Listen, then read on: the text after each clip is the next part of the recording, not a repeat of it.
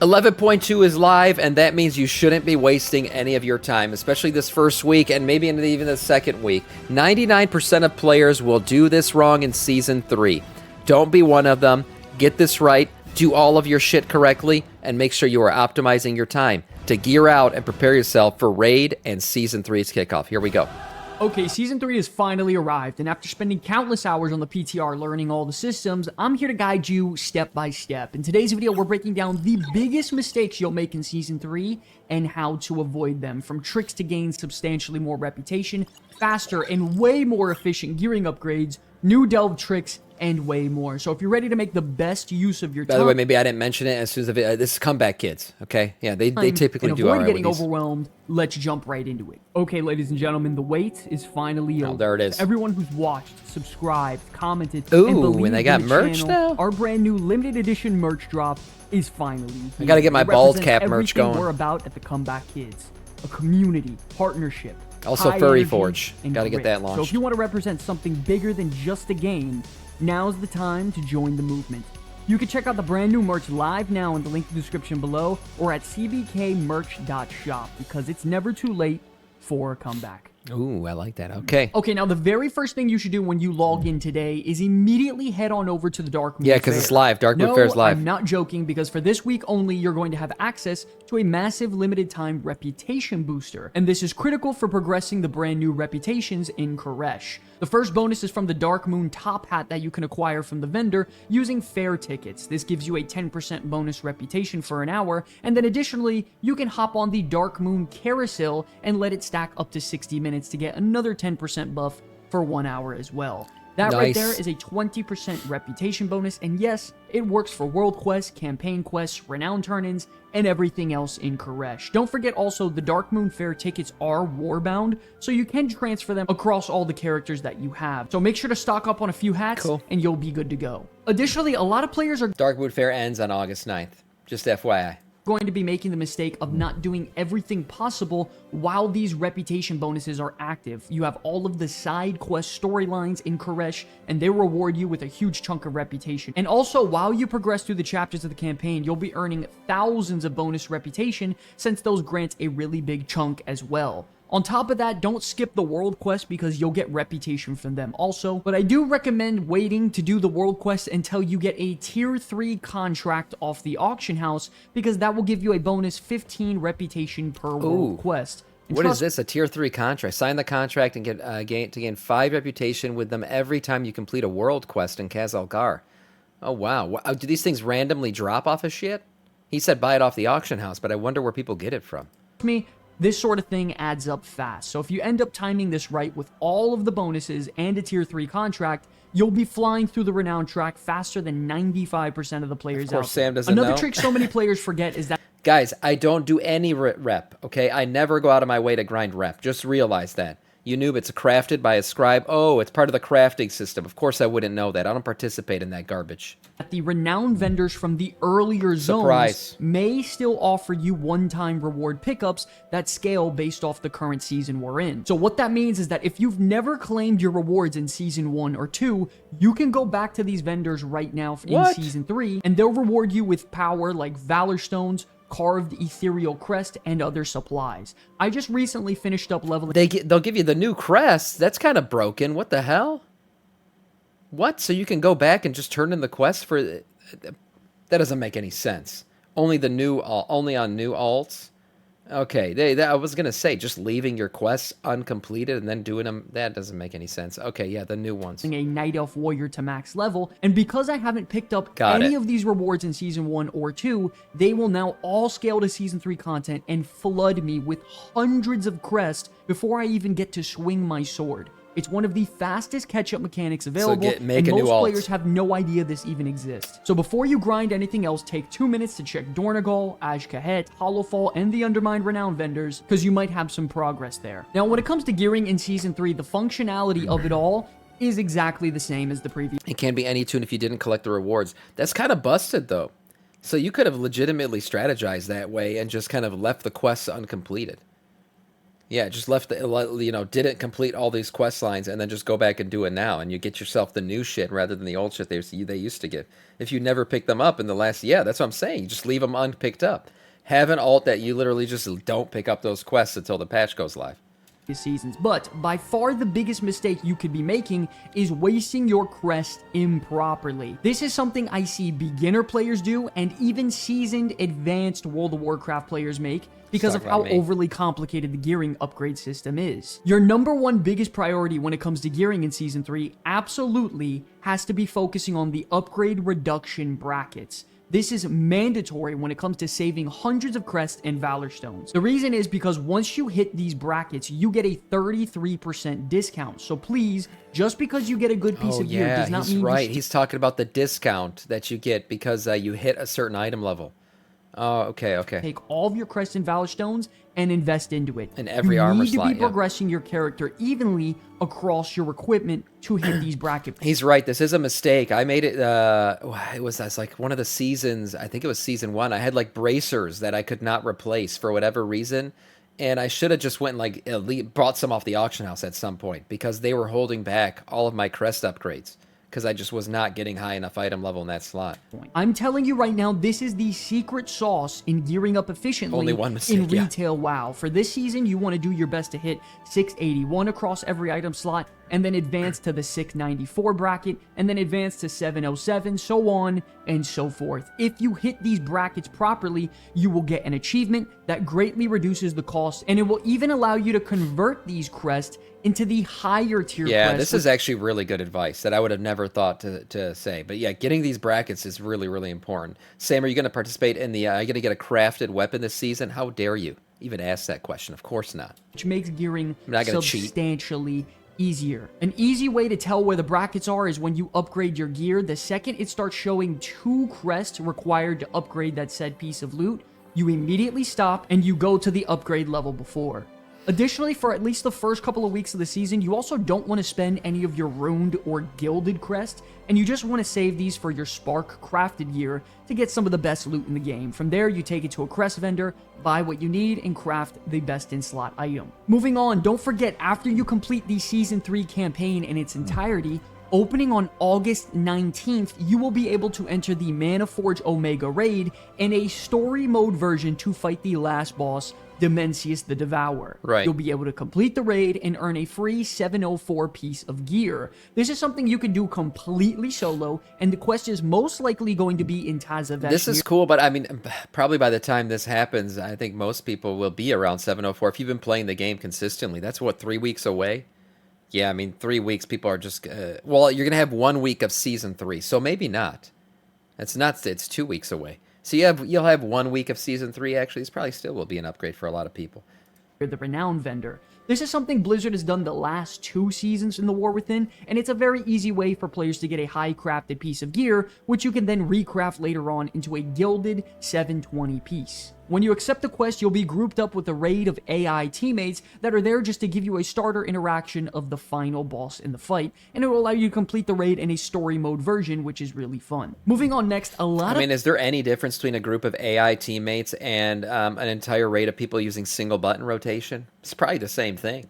The AI is probably using the single button rotation, let's be honest. So it's the same shit, just you're grouping up into your raiding. He's going to feel the same as a regular raid. Players seem to overlook the value of running with less mechanics, looking for raid content. Look, I get it. LFR is easy version of raid content, and it's tempting to skip, but in the first 3 weeks of the season, it's actually one of the smartest things you can do to get ahead. Not only does it give you a real chance at tier set pieces, which can be a massive power boost, but it also feeds you valuable raid renown, helping you to unlock even more rewards on the track. This is especially useful if you're not really raiding consistently with a guild and you're just pugging. You can still get access to all this meaningful progression, powerful gear, and a shot at building your tier set without the stress. So if you got the time, head into LFR as soon as you can as well. It's fast, easy, and the payoff is a lot better than you'd think. Moving on next, one of the biggest mistakes you can... Yeah, I'm still a fan of just jumping into normal and then heroic. That's what we're going to do on stream. Have you got the link for the... I'll link it in the chat after it's done. Early on in a season is burning your free catalyst charge on a low quality item just to get your tier set faster. I cannot express to you enough how big of a mistake this is. you get one catalyst charge every couple weeks, and that's it. So instead of wasting it on champion or veteran piece that you'll most likely replace quickly, be patient and use it on a hero or myth track item with high staying power. Yeah. In my opinion, it might even be better to wait for your great vault rewards to kick in when you start acquiring those guaranteed myth track items first. If you land a mythic track drop that happens to be a tier set slot like chest, shoulders, gloves, or whatever, that is a perfect catalyst target for you. That way you're locking in a strong tier piece that'll last the entirety of the season, not just something you'll replace in a couple weeks or down the line. Play it smart, be patient, don't waste your catalyst on short-term gains. Additionally, when it comes to delves, don't forget they are the most efficient way to gear up in the War Within. I didn't realize how great it is to run delves to get crests until I started doing it at the very end of Season 2.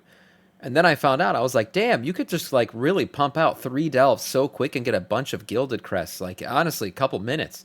If you're really efficient about running through them, that's a great way to get gilded crests since Blizzard made that change. So yeah, go in and get you, especially early on, get those crests from the delves. And once Bountiful delves go live, they're not live this week, but once Bountiful delves go live, there's gear to be had from them as well if you get your coffer keys. Especially if you play solo. Make sure you clear all the delves to unlock all the tier levels, of course, but when it comes to gearing up early, Tier 8 delves are your go-to gearing method. You want to run these with Bountiful keys to get guaranteed champion track starting at 684 item level. Not only that, you'll get a massive chunk of renown with the random War Within faction, and if you're able to land this on the brand new Kahesh Trust renown track, that'll be a nice bonus also. Additionally, this can fill your Great Vault with a hero track loot very easily, which is nice. But once you're a bit more progressed and you're more powerful, your weekly goal should be to complete 3 tier 11 delves every week, which are mandatory. These tier 11 delves will give you a gilded stash at the end of each run, which can total out to 21 gilded crest every week. If you combine that with the Delver's Bounty at tier 11, you will get an additional 10 gilded crest from that also, totaling out to 31 gildeds that you can earn all completely solo. On top of that, you'll also earn Rune Crest, meaning that you're farming both the highest tier crest possible in the game in a very efficient loop completely solo. Very so good. Early on, use your Bountiful keys on tier 8, then once you progress and get more power, farm your 3 have any of you guys been able to loot keys this week? I mean, obviously you're going to save them. There's no Bountiful delves this week, but there's always the advice thing. Yeah, save your keys until you can do plus 11s. Then you could start really using those for those coffer keys. Tier 11 Bountiful delves a week and use the treasure map to get your bonus gilded crest. This right here is crucial to crafting that 720 gilded gear as soon as possible with your spark and shooting you up in power substantially. Don't forget to also take advantage of the Delve Treasures Murloc vendor in Dornegal as well. He will sell you a toy that can instantly teleport you to a random Bountiful delve to save you a good amount of time. Additionally, he can also sell you a guaranteed hero track item that can shoot up to 710 item level. What you do is buy the Shrieking Quartz at the vendor, where you take it into a delve of tier 8 or higher and activate it at the Hearthstone checkpoint to fight the mini-boss Nexus Princess Kaiveza. Killing her will reward you with a treasure map where you activate the map, preferably on a tier 11 delve for the additional he's talking about using the maps. Okay, so you get a free map from this, basically. Crest, and by opening the chest at the end, it will give you a guaranteed hero track item. The Delver's Don't Bounty forget map, the weekly delve quest every week will give you 1500 undercoin, which will pretty much have it paying for itself. Additionally, if you think you're just going to log in and spam Mythic Plus every day, I think you might be mistaken, because in Season 3, we have the Mega Dungeon of Tazavesh. Now, if you decide to enter this dungeon at Mythic difficulty 0, it is a full-blown Mythic Plus equivalent mega dungeon. But the best part is there's no timer. There are 7 bosses, and the loot that drops in there, believe it or not, is hero track loot that can scale all the way up to 710 item level. That's right, the default version of... Now, this won't be open until the season kicks off, just FYI. You can do all the other dungeons at a plus 0 this week, but this plus 10 version, it's a 0. But this thing plays at a plus 10 and drops plus 10 loot will only be available once the season kicks off next week. Of Tazavesh, but doing the mega dungeon is a good idea. A mini raid for just a 5-player group. And since there's no rush or timer or major pressure from being Mythic Plus, it is a great route for the majority of the player base. Don't get me wrong, this is still going to be some pretty tough content, but I'd rather wipe and simply repoll than try to get in that Mythic Plus group finder queue. So in terms of priority for content, I'm going to make sure to do my delves first every single week, and immediately head on over to Tazavesh hard mode to try to fill as many hero track item slots on my character as possible. Additionally, when you're running Mythic Plus this season, the goal isn't always going to be running just the highest key possible. There are a few key levels you need to focus on depending on what you need to progress your character at the moment. For Mythic Plus 6, this is going to be your sweet spot when you need to farm Ruined Ethereal Crest. Did he say These 6, 7, dungeons 10 give rule? a total of 18 crests per run. They drop a hero track piece of gear, and it's perfect for pushing your upgrades out of the champion track. I feel like 6 is always where I try to start, but then I end up falling back to like a 4 or something so I can learn some tanking routes. Why? Because I play tank, and as a tank, you serve the people at the end of the day, and your role is actually required to know what the fuck's going on, whereas most DPS can put you like on /follow and just DPS every mob that you pull.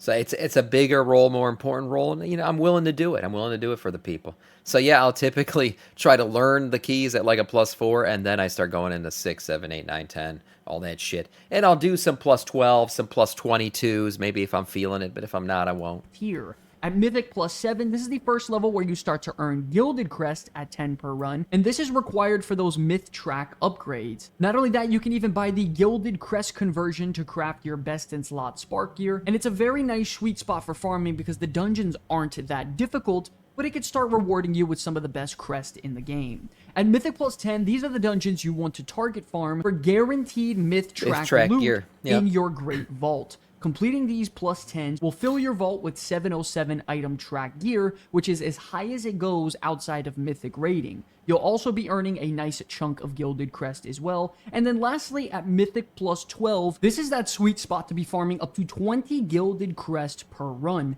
And essentially, you only want to push this when you are at the end game of content to boost your power level as quickly as possible when you need Gilded Crest only. Don't forget, also reaching 2k Mythic Plus rating will give you a free Catalyst charge to convert a piece of gear into a tier set bonus. That's right. And if you're struggling to get into keys, don't Save remember, ladies and gentlemen, you can always level up your own key through Mythic Plus.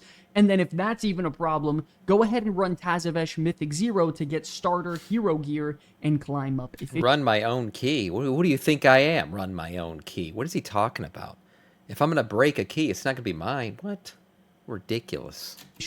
Another big mistake you can make heading into a new season is, of course, not really knowing how to play your spec. This is 100% not sponsored, but if you want to just get some very basic information on your spec, I tend to go to archon.gg. I use this when I want quick answers based off of data, whether it be I want to know what the best players are running in terms of talents for Mythic Plus or rating. So he's going to look at what I'm running, basically. Trinkets, for Death enchants, gems, a good amount of information just starting off to give me something to work with. So if you're looking for a starter breakdown on a good amount of information, head to archon.gg. But we know Archon is sort of like the blueprint, but websites like Wowhead and YouTube are there to sort of help you master the fine details. Personally, whenever I lock into a spec, I dive into in-depth class guides written by writers on Wowhead, and they break down all of the decisions they make and why they do what they do, what each talent point means, how the rotation works in practice, where certain cooldowns fit into the flow of the rotation, literally everything. These could be a bit long and a lot to dive into, so I usually just scroll through them before bed, but... Or just do single button rotation.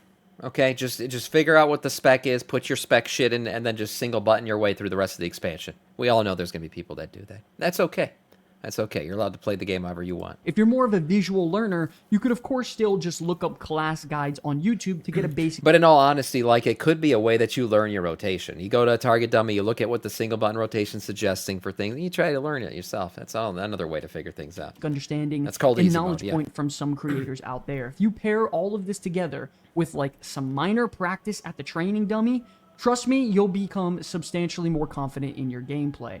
Additionally, an amazing way to enhance your combat abilities is also by using weak auras. If you want something very simple that Blizzard just added, they just integrated their own version. You can go under the options menu, go under gameplay, go to advanced options, and... I don't like the suggestion. I prefer to use the least amount of add-ons possible. because I think add-ons are a scourge on this game, personally. But, you know, whatever. Get into weak auras if you want to. They're only going to be around for a little bit longer. Blizzard going to get rid of them. Look, I mean, you could play with weak auras and do whatever you want with them. Is Blizzard working to get rid of stuff like weak auras? Yeah, and you could play with the new cooldown manager, like he's about to show you, to try some of that out, because that's going to be in the game forever. But weak auras and other add-ons, yeah, it's a temporary thing. You can become a master at it if you want to, but just know that shit's going to be gone eventually. Simply check Enable Cooldown Manager box. From there, you can freely move around and change what you want to be seen and track cooldowns that are somewhat valuable to you. If you want to make your own weak auras and track some of the things like you see on my screen here, it only takes a couple of minutes, so listen closely. First, make sure you have the Curse Forge app downloaded online. Next, download the telling you how Weak to do Auras this on the add-on guide? in there, and when you're back in the game, type /WA to pull up the full Weak Auras tab, and from there, you can quickly make your own. Simply click the pre-made auras under the Simple tab. Okay, but look, pretend like there's a new guy who just came back to WoW or is playing WoW for the first time in 11.2, and he sees this shit. Could you imagine how overwhelming he starts to feel like this is all is? He's learning his class. He's trying to figure out what to do next in the game. And now we're telling him to go to an outside client, download this thing, right? And then search for weak auras, then /WA, and then figure out how to code this shit. Also, while you're at it, try to keep your life together while you're coding these weak auras, because we all know you're becoming a degenerate slowly but surely. You're going to fall into this game and no longer have a life outside of it. And it's all because of weak auras. That's right. I just went down a rabbit hole that you didn't expect. But look, in all seriousness, this shit is such a barrier to entry for people. It's overcomplicated. You don't need this stuff. But at the same time, you do need this stuff because everybody else is using it. I can't wait for the day this shit's gone. Click icon. Maybe it's a crazy opinion, but I can't wait for the day that there's no more add-ons in the game. And then select a smaller size, like 40 by 40. From there, you find the buff, debuff, or proc that you're looking to track, and that's pretty much it from a general sense. I do this on every single character I play, and it's mandatory in my opinion when it comes to increasing your overall performance for DPS healing It is mandatory. or even tanking. This is something I cannot live without, and you should do it for sure if you want to take things to the next level. You're gonna have to and live lastly, without it ladies and soon. gentlemen, a massive mistake I see so many people make is trying to play World of Warcraft completely solo all alone. I highly recommend joining a guild. The amount of time you play waste this shit getting solo. declined from keys, struggling through groups, looking for raid opportunities, Or all just start streaming, and then you can have the people in your chat carry your ass through content. Did I say that out loud? Shit. of it disappears once you're surrounded by a community that plays the game consistently. The game is designed to reward consistency and coordination within a community. And you don't need to be some hardcore Mythic raider to understand that. I think everybody occasionally, ladies and gentlemen, needs some people they can count on, whether it be crafting help, rep farming groups, groups for the new Tazavesh hard mode dungeon, delves. Whatever the case may be, it's going to help you in the long run. Look for a guild, and personally, we're inviting individuals right now to fill out our final slots of having 1,000 in our guild, so you're more than welcome to come on down. We'll get you involved and have you making some friends consistently. Great. So check the link in the description below, join the Discord, let's get you invited. Okay, now a quick recap on everything here so you can take a nice little screenshot. Nice little recap. Number one, utilize the Dark Moon Fair buffs for the 20% bonus to reputation. Sure. And while you have this reputation buff, make sure to complete the campaign, all the Koresh side quests for a ton of reputation bonuses, and then also you can do the world quest combined with a tier 3 contract. Make sure to double check all the renown vendors across the zones to claim any leftover scaling rewards like Carved Crest and Valor Stones.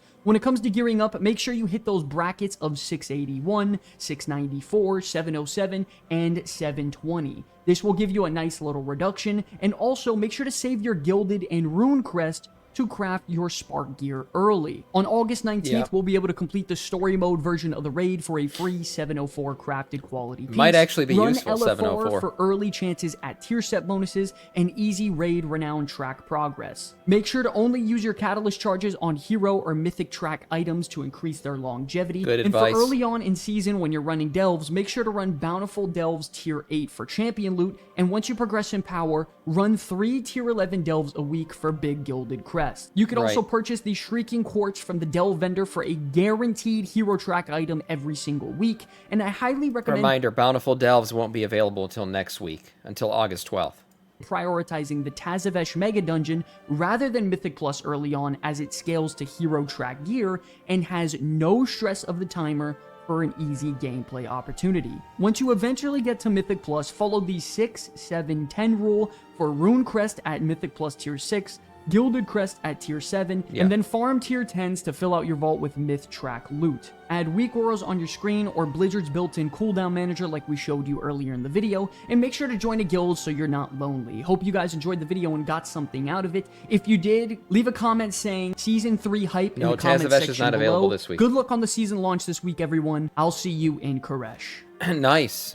Yeah, a good overall overview here. I don't know about the guild shit and the weak aura shit there at the end, but hey, people got to fill out their videos, so there's that.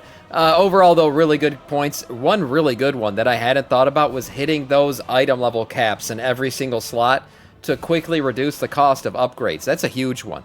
It's one I said that I tripped up on the first season with those bracers that I had sitting there to low item level the entirety of like the first couple weeks. Really just costed me a lot more than I should have known.